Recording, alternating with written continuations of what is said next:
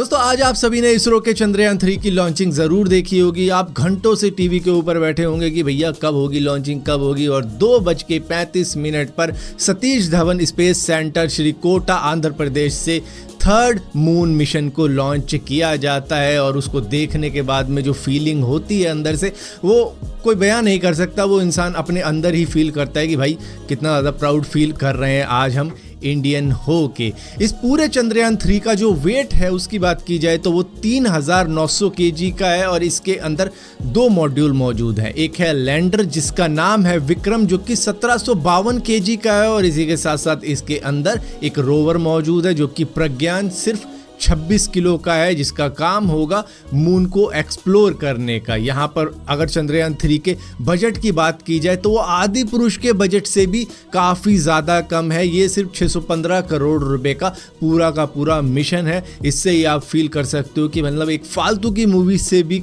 कम के बजट में इन्होंने चंद्रयान 3 मिशन को लॉन्च कर दिया। अब यहाँ पर देखने वाली बात रहेगी अगस्त 23 या फिर 24 को जब हम मून के ऊपर लैंड करने वाले होंगे। और जैसे ही हमारी सॉफ्ट लैंडिंग हो जाएगी मून पर, हम दुनिया की चौथी ऐसी कंट्री बन जाएंगे जो कि मून पर भी पहुंच चुके हैं। यहाँ पर 3 कंट्री पहुंच चुकी है मून के ऊपर। एक है चाइना, एक है यूएस और तीसरी है सोवियत यूनियन। मतलब रशिया भी नहीं, जब सोवियत यूनियन एक गुट हुआ करता था तब वो पहुंचे थे, उसके बाद में वो पहुंच नहीं पाए हैं। तो यहाँ पर हम ऐसी चौथी कंट्री अब बन सकते हैं 23 या 24 अगस्त को। उस डेट का इंतजार रहेगा जब हम इसके ऊपर और बात करेंगे। अच्छा, ये तो बात थी इंडिया की, लेकिन अगर जापान की बात की जाए तो वो भी फुल ट्राई कर रहे हैं कि वो मून पर लैंड कर जाएं किसी तरीके से। अभी आपको याद होगा कुछ हफ्तों पहले, बल्कि मार्च के आसपास में, हफ्तों नहीं महीनों कह सकते हैं, इनका जो हकुटो आर था व्हीकल वो क्रैश कर गया था मून साइड के ऊपर। ये भी सॉफ्ट लैंडिंग नहीं कर पाए थे, इनकी भी हार्ड लैंडिंग हुई थी, वरना ये 4th कंट्री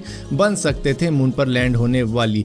लेकिन अभी रिसेंटली इन्होंने टेस्टिंग साइट के ऊपर अपने रॉकेट इंजन की टेस्टिंग करी है और वो टेस्टिंग साइट पर ही एक्सप्लोड हो गया है। जिसमें जो फॉल्ट बताया जा रहा है वो 2nd स्टेज इंजन का बताया जा रहा है कि वो जैसे ही एक्टिवेट हुआ उसने कुछ काम नहीं किया, सीधा ही एक्सप्लोड हो गया एकदम से ही। दोस्तों, सैमसंग के फॉर्मर सीईओ मिस्टर ली ने 2018 में सैमसंग की कर्व्ड एज पैनल टेक्नोलॉजी को चाइनीज कंपनीज को पकड़ा दिया था किसी तरीके से। हालांकि वो गिल्टी करार नहीं पाए गए थे, लेकिन उनकी गलती की वजह से ये जो सैमसंग की टेक्नोलॉजी थी जिसके ऊपर $117 मिलियन उन्होंने लगाए थे, 6 साल की मेहनत थी 38 इंजीनियर्स की जिन्होंने मिलकर इस कर्व्ड एज टेक्नोलॉजी को तैयार किया था, उसको इन्होंने किसी तरीके से चाइनीज कंपनी को दे दिया अपनी गलती की वजह से। हालांकि डायरेक्टली नहीं दिया, कोई भी सीईओ ऐसा नहीं करता है कि ले भाई मेरी ये टेक्नोलॉजी तू पकड़ ले, नहीं, इनसे गलती से लीक हो गई जिसकी वजह से अब इनको 3 साल की सजा सुना दी गई। हालांकि उस टाइम भी इनको जेल भेजा गया था, ये पेरोल पे अभी बाहर थे जहां पर ये लड़ रहे होंगे, जिसकी वजह से अब जब ये पता लगा कि इनकी ही गलती की वजह से वो टेक्नोलॉजी चाइना के पास में गई है तो अब इनको 3 साल की सजा सुना दी गई है। तो बची कुछ ही जेल अब ये काट के आएंगे। दोस्तों, ट्विटर ने अब फाइनली पे करना भी शुरू कर दिया है अपने क्रिएटर्स को। जो उनका रिवेन्यू शेयर बन रहा है एड से जनरेट हुई इनकम का, उसमें से वो थोड़ा सा शेयर दे रहे हैं। इसको कहा जा रहा है रिवेन्यू शेयर सिस्टम उन्होंने चालू किया है। मतलब बिना किसी के कहे कि भाई मैं अप्लाई कर रहा हूँ मोनेटाइजेशन के लिए, मुझे पैसे पकड़ा देना जितना भी मेरा बन, नहीं, इन्होंने डायरेक्टली ऐसे ही किसी के मांगे बगैर ही दे दिए। यहाँ पर एक यूज़र है ब्रायन कैरनस्टीन करके है, उसको $25,000 दिए हैं ट्विटर ने ये कह के कि भैया ये तुम्हारा एड शेयर का रिवेन्यू बनता है, ये तुम्हारा हिस्सा है, जो बनते हैं करीबन 20 लाख रुपए। ये खास यूजर्स को दिए जा रहे हैं जो कि मतलब कुछ वैल्यू ऐड कर रहे हैं ट्विटर के ऊपर, उनके पास में ब्लू वेरिफिकेशन बैज भी है। ऐसे हर किसी को तो नहीं दे रहे, लेकिन हाँ जिनके ट्वीट की कुछ वैल्यू होती है उनको ज़रूर उनका शेयर मिल रहा है अब।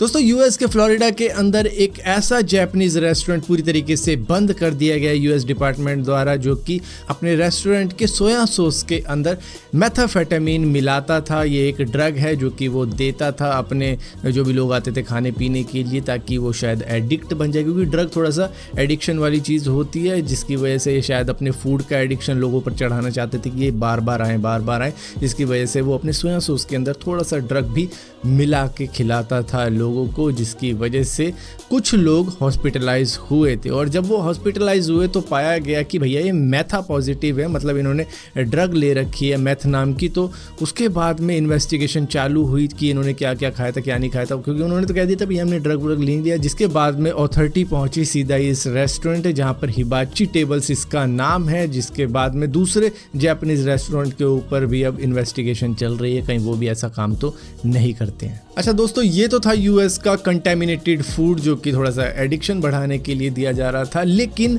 वहीं की एक अलेक्जेंड्रा ब्लडगेटे नाम की एक महिला जो कि ग्वाटामाला के एक्टिव वोल्केनो के पास में जाकर दिखाती है कि मैं किस तरीके से पिज़्ज़ा को कुक करती हूँ और ये कितना ज़्यादा डिलीशियस पिज़्ज़ा है। लेकिन इनको शायद मालूम ना हो वोल्केनो के पास में कितनी डेंजरस गैसेस होती हैं, जैसे कि कार्बन डाइऑक्साइड हो गया, सल्फर डाइऑक्साइड हो गया, हाइड्रोजन सल्फाइड हो गया, हाइड्रोजन हैलाइड्स हो गया। इस तरीके की गैसेस का मिक्सचर है ये पिज़्ज़ा। उन गैसेस के अंदर बना हुआ ये पिज़्ज़ा, ये तो कुछ उस तरीके से है कि पिज़्ज़ा आपने बुलेट के पीछे वाले साइलेंसर के आगे रख दिया कि भैया उसकी गैसेस में वो कुक हो जाएगा, थोड़ा बहुत गर्मी भी देगा साइलेंसर, जिससे कि वो शायद 5-10 घंटे में कुक हो जाए। और उसके बाद में यहाँ तो वोल्केनो है, यहाँ पे कुछ ही मिनट में कुक हो गया होगा, तो ठीक है। डायलॉग भूल गया, सॉरी।